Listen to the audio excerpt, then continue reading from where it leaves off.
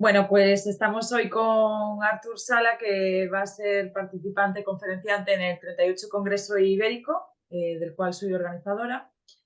Y bueno, vamos a tener una conversación acerca de diversas curiosidades en torno a la astrología y la ciencia. Así que, bueno, encantada de tenerte aquí. Muchas gracias por tu Gracias. participación. No sé por dónde quieres empezar o... Sí, bueno, primero agradecer al Congreso Ibérico de Astrología la posibilidad de que un científico, o al menos una persona de formación científica, físico en este caso, pues pueda contribuir, ¿no? Con una ponencia. En mi caso yo me defino como un historiador de la ciencia alternativa, eso sí, de los modelos no académicos. Y en particular, pues siempre he tenido un gran interés lógicamente por la física, porque me licencié en física, por todas las otras ciencias, pero también tratar de abrir mi mente para otros campos, ¿no? No cerrarme en esa visión tan materialista que yo recibí en la formación, ¿no?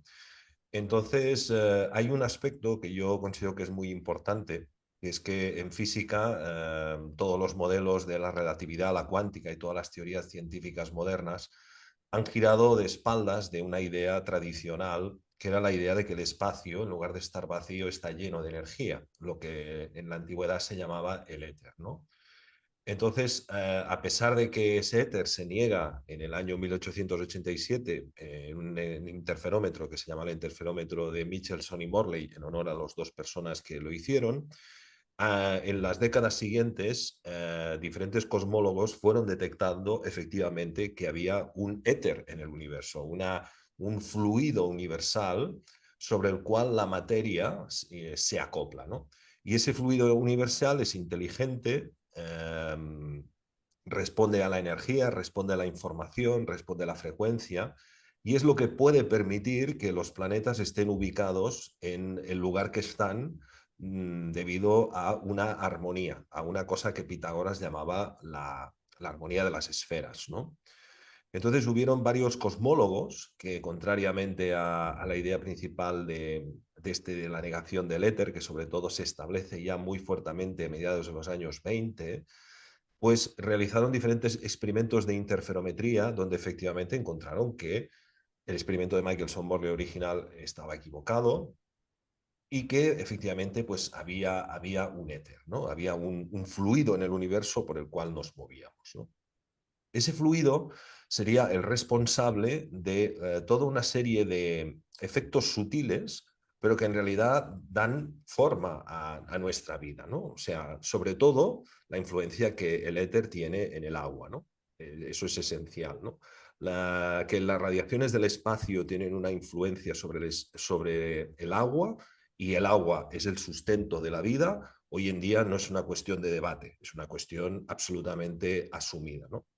Entonces, bueno, pues yo considero que es importante, primero, que cualquier persona aficionada al conocimiento pues pueda conocer esta visión, digamos, de esta otra cosmología que sí siguió aceptando la idea del éter. Y por otra parte, considero que los astrólogos deben de también pues de conocer este aspecto tan desconocido de la historia de la ciencia, porque ahí se puede volver a establecer un puente que hace pues 2 siglos se cortó entre la astrología y la astronomía, cuando en realidad deben de volver a estar unidos, ¿no? Y en la ponencia que yo voy a dar, voy a hablar voy a hablar incluso de premios Nobel, bueno, pre-premios Nobel, precandidatos al premio Nobel, pero candidatos a premios Nobel como Maurice Allais, en este caso de economía, que estudiaron las sutiles interacciones, las sutiles desviaciones en un péndulo de Foucault que se producen, por ejemplo, durante los eclipses, ¿no? Hoy en día ya hemos podido comprobar que la cristalización del agua cuando hay un eclipse de sol, sobre todo en la zona donde se produce el eclipse máximo, es evidente, ¿no? Y además este tipo digamos, de efectos sutiles pues no se deben solamente a ondas electromagnéticas, no se puede explicar con el electromagnetismo, con la gravedad que te explican en la carrera de física, sino que hay que ir a una física más allá. Entonces, bueno, mi ponencia va a ser un recorrido por teorías como el universo eléctrico, el interferómetro de Dayton-Miller, en fin, toda una serie de cosmólogos, astrofísicos que han diseñado incluso diseños de aparatos electrónicos que pueden medir pues, efectos en conjunciones, en cuadraturas, en fin, es un recorrido por una historia poco conocida que tiene también en la Unión Soviética, en la extinta Unión Soviética, una buena cantidad de investigadores y que tiene pues evidencias encima de la mesa muy claras de que efectivamente los cuerpos del firmamento pues tienen una influencia en los seres vivos más allá de cualquier tipo de duda. Mm, qué bien. Mm.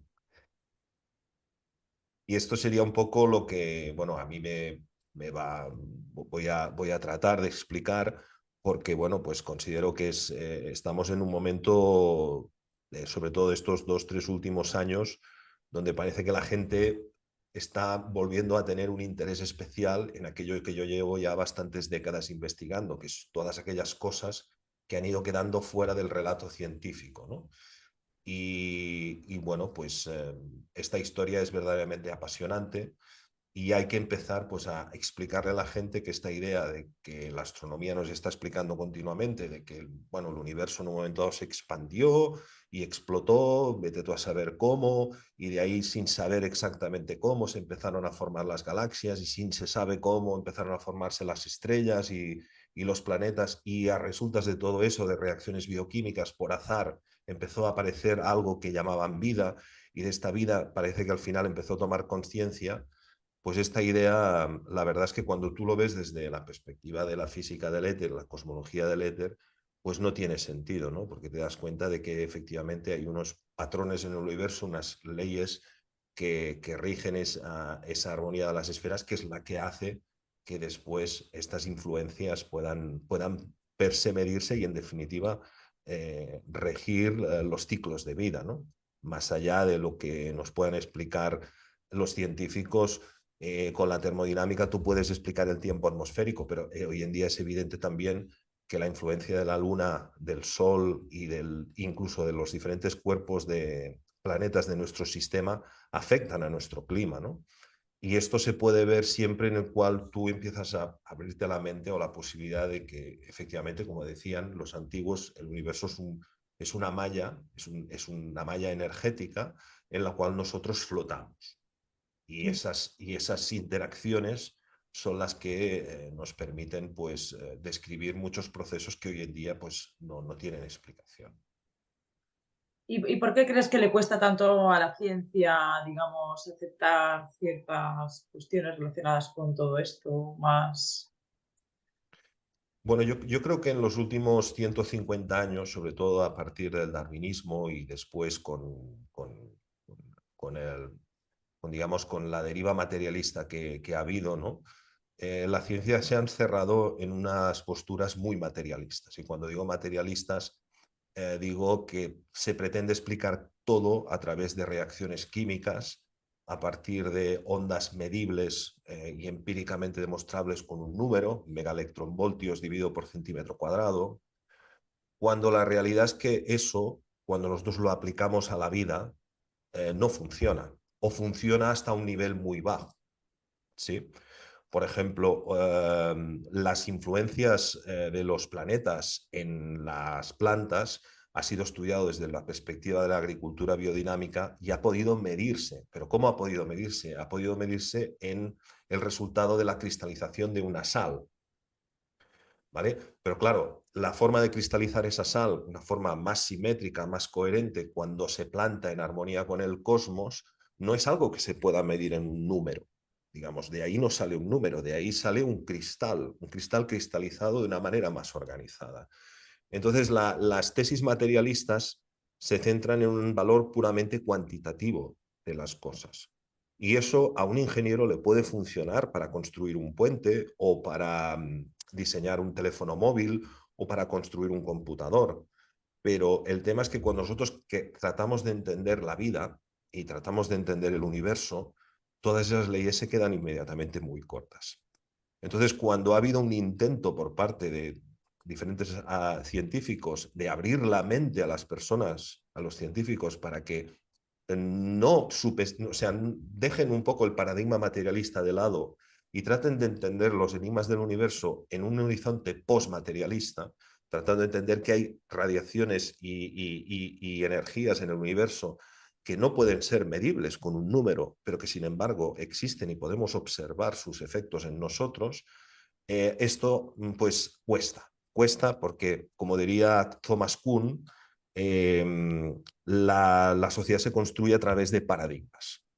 Y la ciencia como paradigma ha cambiado esta sociedad para bien o para mal, y justo ahora empezamos a entender que quizá no es oro todo lo que reluce, ¿no?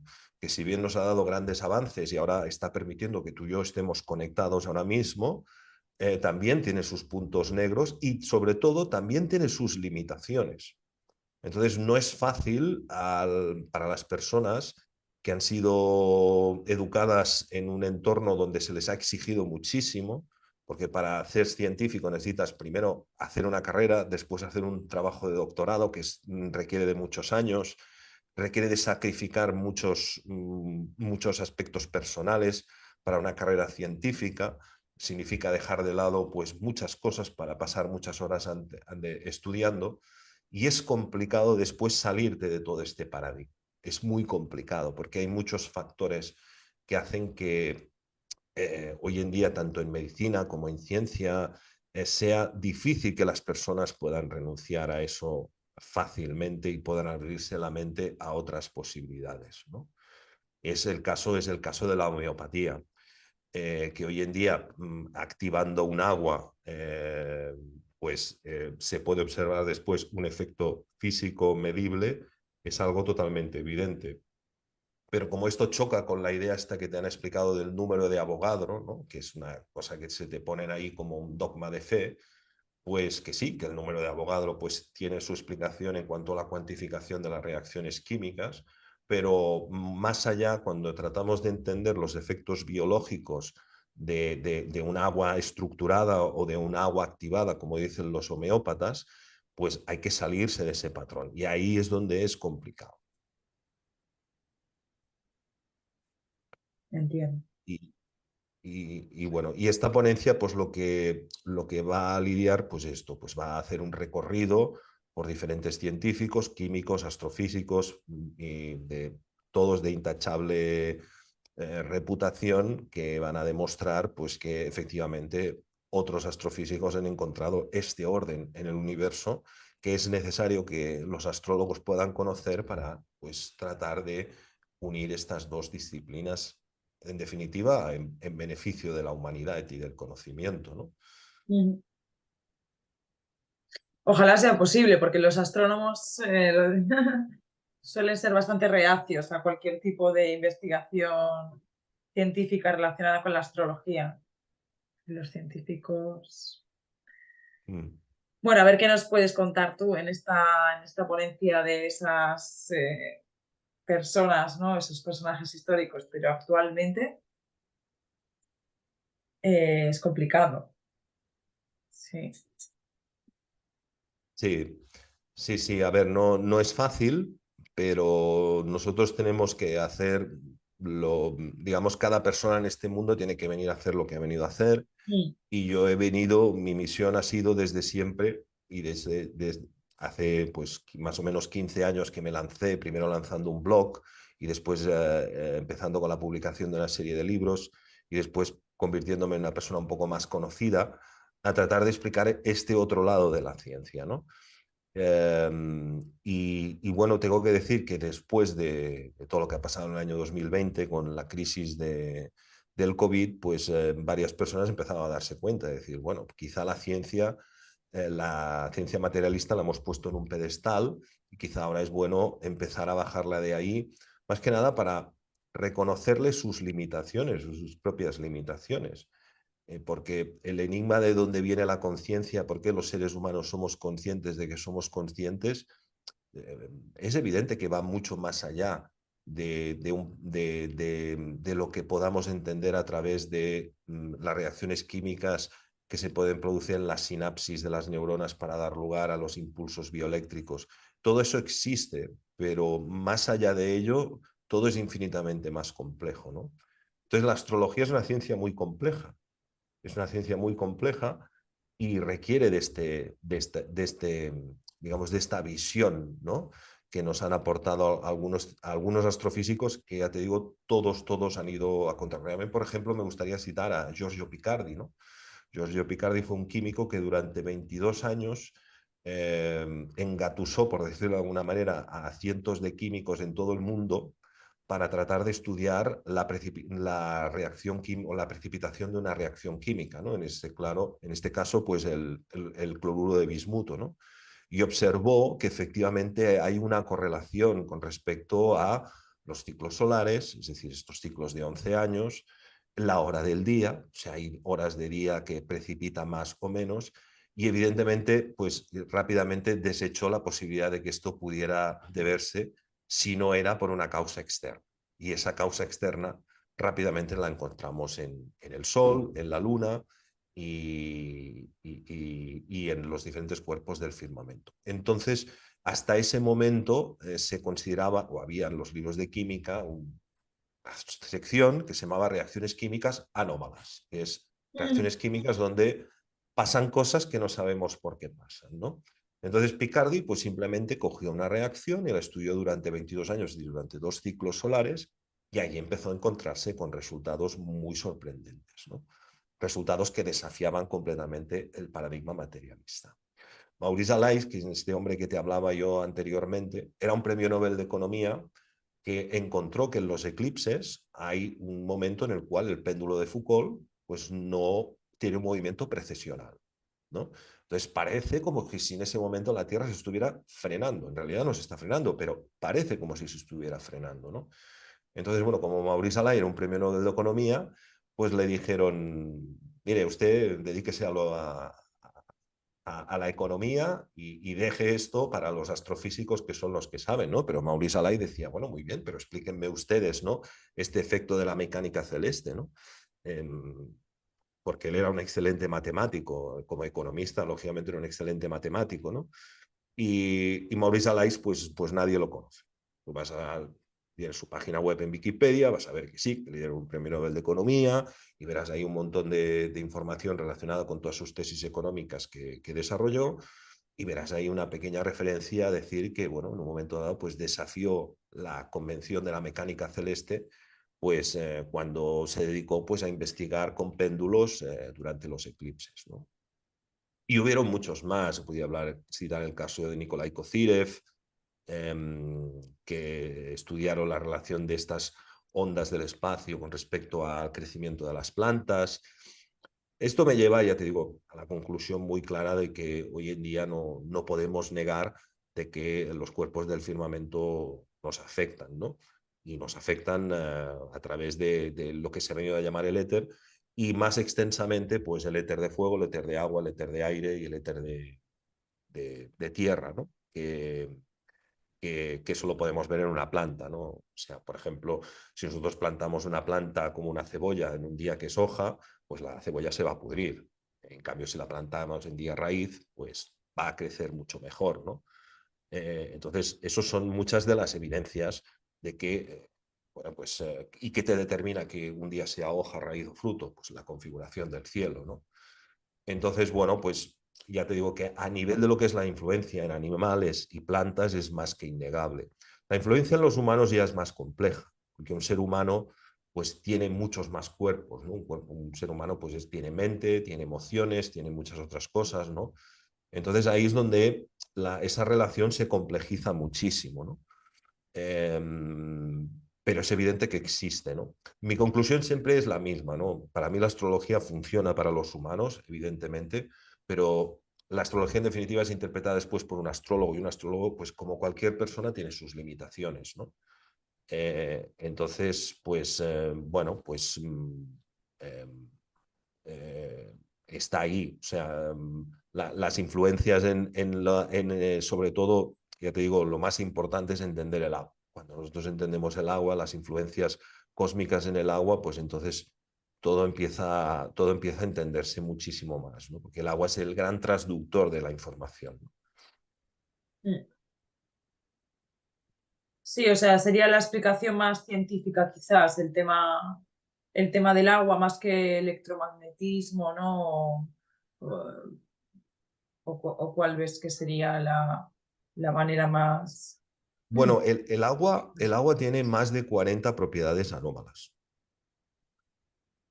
Propiedades que se han intentado describir y cada año pues va apareciendo alguna explicación más, ¿no? Pero todas esas propiedades parecen muy sutilmente hechas, es decir, esas cosas que no van como deberían de ir, parece que todo van enfocadas hacia un único objetivo, que es permitir que la vida se pueda producir. Por ejemplo, un científico por el cual yo tengo mucha admiración, que es Gerald Pollack, con su explicación del cuarto estado del agua, nos ha permitido entender que el agua que nosotros bebemos, una vez se mete dentro de nuestro cuerpo, cambia su estructura. Y por el hecho de cambiar esa estructura, permite que la vida se pueda producir. Mm, Entonces, esto podría explicar la gran cantidad de radiación sutil que entra y sale de nuestras células, lo que se ha venido a llamar el campo biofotónico. Se cree que si nosotros necesitáramos procesar solamente la cantidad de información que sale del ADN de una célula, en un segundo necesitaríamos 300 años de computación para poder llegar a entender todas estas energías. Entonces, lo bueno de todo esto es que sabemos que está ahí, sabemos que existe, sabemos que existe. El tema es que es tan complejo, tan sumamente complejo, que el mero hecho de saber que existe, que existe en esta otra física, nos abre la posibilidad de comprender mejor el universo.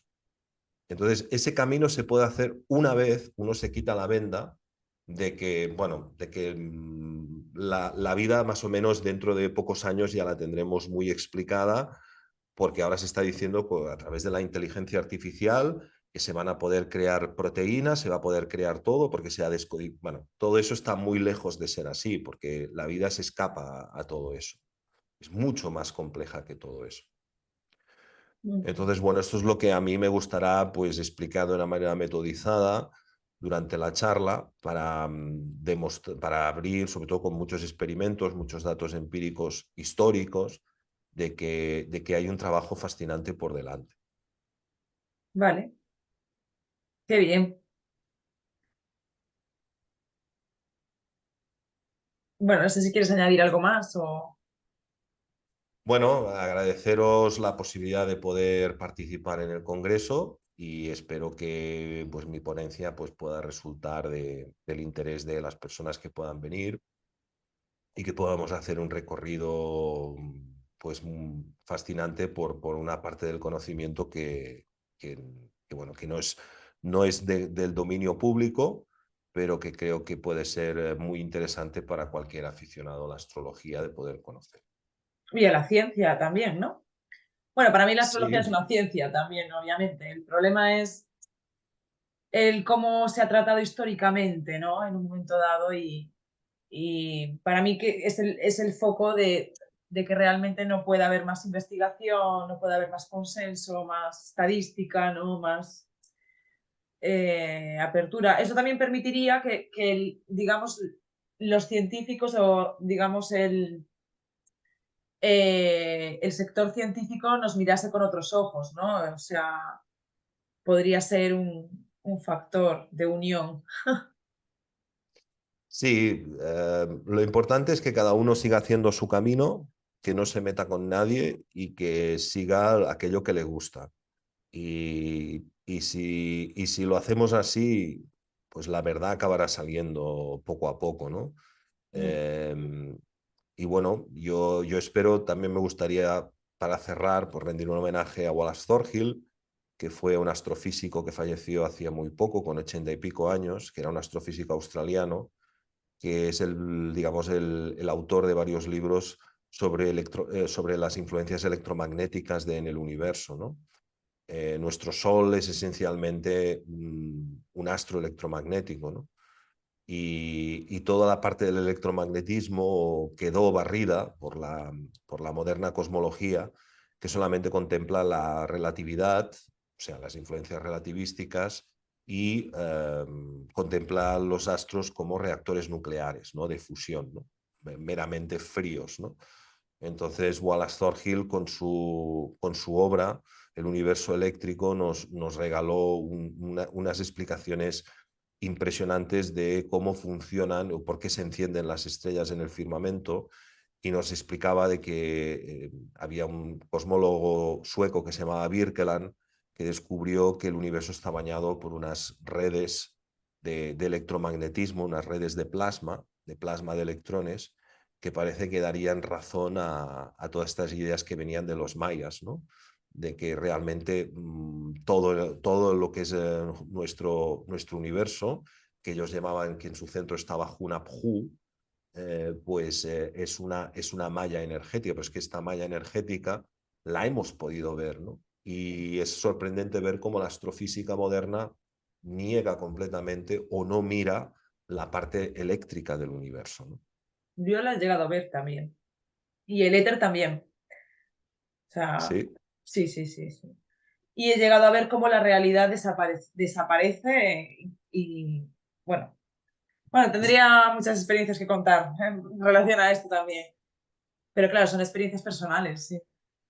Obviamente yo lo he experimentado también en estados, digamos, cuando hay una práctica espiritual, una meditación o un trabajo previo, ¿no? De algún tipo, físico, también de elevar la vibración, como de acceder a otro, a un estado alterado de conciencia o a otro plano energético, no sabría explicarlo.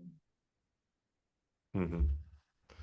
Sí, sí, no, no, eso es así, o sea, prepararnos para ver la realidad intangible, pues esto, todo lo que es un entrenamiento espiritual es la base esencial para poder ver esa otra realidad, ¿no? Con Bueno, a otros través de ojos. algún mecanismo científico a lo mejor es posible también, ¿no? Sí, sí, sí. Bueno, en la extinta Unión Soviética, yo siempre me gusta decir que en la antigua Unión Soviética la parapsicología era una carrera universitaria. Se estudiaba en la universidad, ¿no? Y se estudiaban un Mm, montón de efectos anómalos que no pueden explicarse. Eh, sí. sea, eso sería también otro tema, ¿no? Eh, ¿Y por qué en la Unión Soviética? Pues porque en la antigua Unión Soviética, en Rusia, a través del cosmismo y a través de todas las corrientes que luego cuando entró el comunismo fueron bastante barridas, ya había toda, estoy hablando de Bernatsky, de toda esta gente, ¿no? Luego también estaría Velikovsky, que es un caso también muy particular de un cosmólogo que de golpe porrazo empezó a decir que Venus podía ser un planeta escupido por Júpiter, ¿no? Bueno, en fin, él decía muchas cosas en su libro Mundos en colisión, ¿no? Pero todo eso viene porque en Rusia ya había una cultura, digamos, más abierta de mente hacia un contacto con el mundo chamánico y el mundo espiritual, ¿no? Y en el otro polo estaría pues la ciencia moderna, que esencialmente viene precedida por lo que sería la sociedad inglesa, ¿no? El empirismo este cerrado de mente de Hume, Locke y todos estos científicos que crearon las bases del método científico moderno del siglo XIX, ¿no? Pero bueno, pero no todas las culturas lo han contemplado así. Lo que pasa es que esta forma de ver la ciencia luego se extendió a Francia, España y digamos que todos los países que formaríamos parte de la Europa, de la antigua Europa, nos hemos ido cerrando poco a poco a esas visiones materialistas, ¿no? Pero en Mm. cambio nosotros nos vamos a Rusia y la cosa cambia, ¿no? Aunque bueno, ahora en estos últimos años la cosa ya no es tan así, ¿no? Pero, pero siempre me gusta poner esto como ejemplo, ¿no? De que la parapsicología era estudiado como carrera universitaria en la época del comunismo. Mm. Es- Sí, hoy en día, bueno, pues quizás en el futuro, ¿no? Se pueda, las se pueda nuevas cambiar un generaciones poco. lo investiguen. Bueno, Pues bueno, pues animar a la gente a que venga a este evento porque va a haber muchos descubrimientos interesantes, entre ellos pues la ponencia de Artur Sala y de muchos otros astrólogos. Yo haré una exposición y bueno, ya queda poquito, deseando que llegue el momento ya. Sí, sí, yo personalmente tengo ganas y además en los congresos siempre se conoce gente interesante, o sea que con muchas ganas de poder estar ahí en junio en A Coruña y poder compartir esta página de la historia de la ciencia que es tan poco conocida. Qué bien, qué honor. Pues nos vemos pronto. Pues nos vemos. Muchas gracias, ¿eh?